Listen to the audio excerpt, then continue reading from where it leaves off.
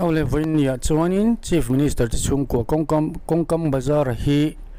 kan han react ve don ani a Dulte Organic Bazar-ah November ni som production ni soni pali khan an han bazar ania eng tiang takin Dulte bazar nu te honen hian an in contact ang o ti kha kan thlir ho don ani atla chopin comment tur om chong kan comment mai don nia tuna lo clear ho wang o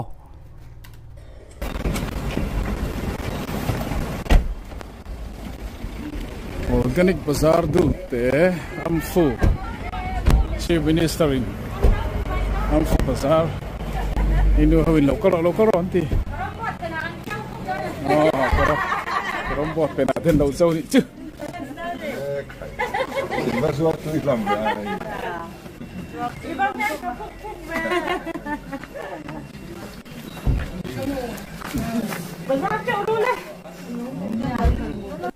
te khan off the pot dila I khamichin kha kan soilok tiang kha nupakat khan in korembot kan pen ma support mai don mi te tia zia chuan Dulte bazar nu te honen hian voi khat in mail re chu ni lo mela an relation po athat mail reu mani mu nom dong khop mai hetiang tak khianin chief minister dang te hi ran ti ngai ka hrelowa chief minister hi a bazar voi ni ka hriat na nia kalau thekem de mai thei boka eng po chu ni se thilwang tak khi chu ati ve rim rim ani pudo ma hianin kongkama bazar nu hote ni tina in lo fa chopa chung kwa chom tenen Mizoram chief minister Mizoram lalber tenen tiang khanin han in bazar ho thil den han in lei sak ton velani a en zelang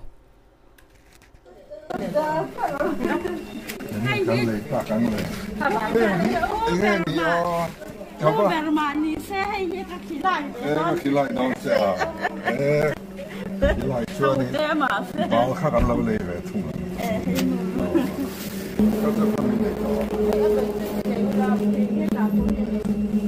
Dulte Bazar nia khong chu ne yang mo ti khan fu hawin an lo bot sai an lo sia an fu ti in sia ba thilan han le so fu en ko sak zel don ni minister hi nimin lama au pusi sang thoma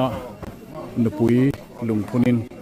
program bangin kala vo ina to in jing khan GM High School Platinum Jubilee lungphuna honga kai present fi lo be ni present zel te ni lop na to hen kan ho me kani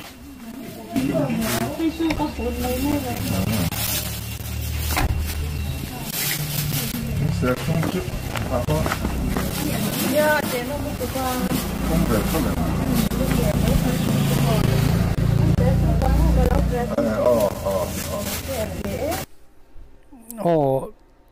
Mizoram chief minister te hi kan ram shoi tu te hianin kan trong hu thu suwa mi noi nung berte nen tiang hianin an han in close takin an han thilan han ti ho ania a thui shoi te chu a thui shoi te hi engang pon lo zir sang ma se an zui berin mi noi nung te kun ha thok mi te khatiang nga close in close taka thilati anti pui to chuan hetiang hian anin pha nuai an loin pha nuai ve mai thin ani chuwang chuan kan hroi tu te hian an zir angai ma sale ni ti hi en tiring ka hria he thil hi a thang reng khopin ka hria dule tlang pui kan hriat chuan kan forward sok zokanga forward te po Azor tu beren lấy lẩu mấy luôn tiền lấy lẩu. Anh ít quý vắc rồi. Đủ sắc ăn đấy mà thế mà sắc hay lấy kan. Anh đủ sắc ton nhiều mà ya. Ai về ula hay hi Indo. Azor tu nu lai na đủ sắc ka, siam lai na đủ sắc boka. Ai Indo kalau present ang. Present ni na tarau khat box ya. Acha khop mai. Indo kalau present ang. Nó không ai lâu na. Thilwang takhi chu ani ve sim ani heti ang taka kongkam bazar te siam ina do hi theng khan viau ze ani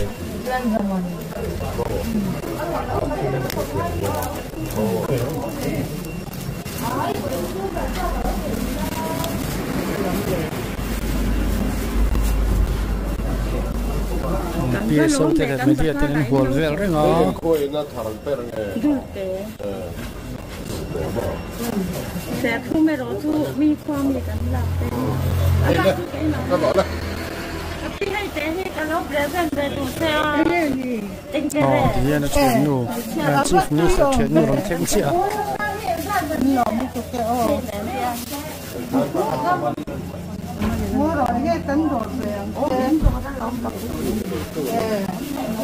thật ra cái nhìn thầm mỏ lẽ mình không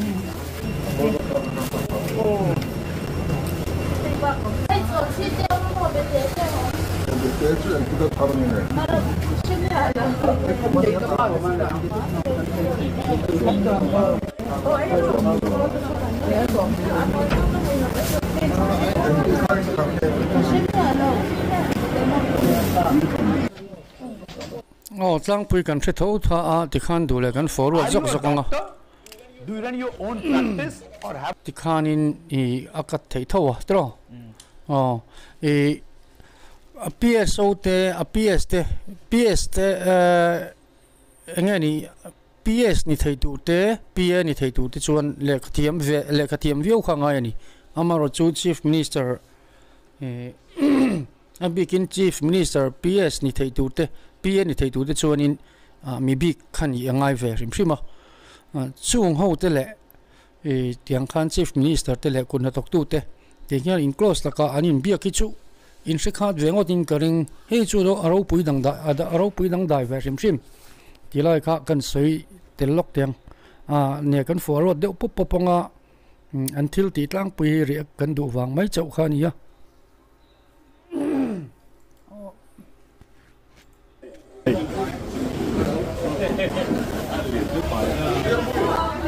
thingpui dor mo thingpui te in do na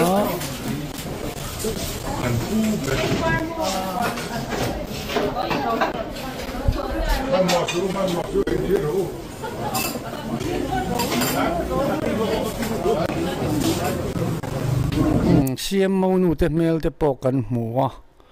tin ki ho tu nu ber te po an ron langa tin ho tu pa ber te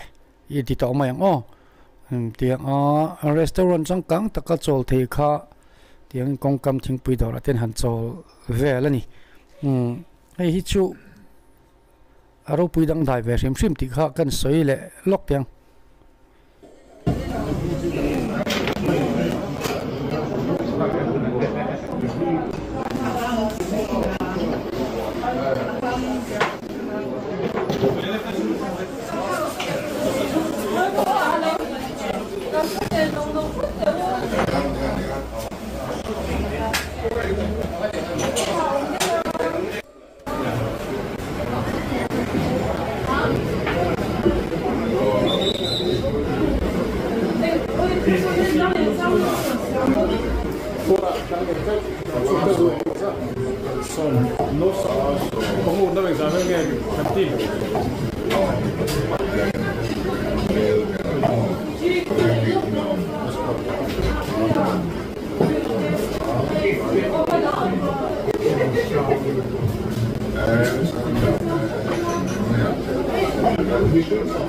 cái này chụp thum cần nè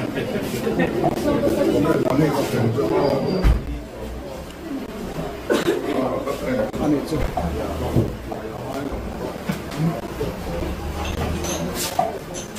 cái pocket money phải mình nghe này nào cái bảo sao về tao lo mong về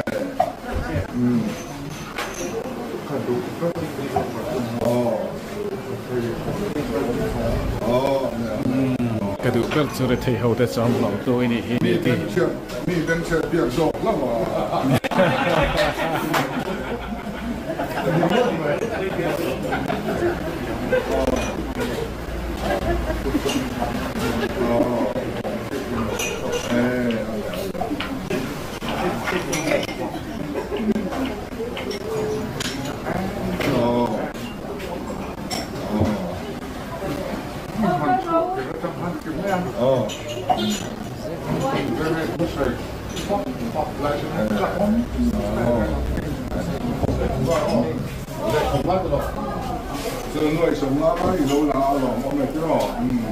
Sampai ketemu puyan Chief Minister hian ase ngai lo ve dia kata apa kangai na mani dia sinaron cibai to titi pui to aron lu le katuber sumeret te tuang hong tu ini dia thane ngai takin naron silani Fang hian hedor hena so ziat chin an fel mai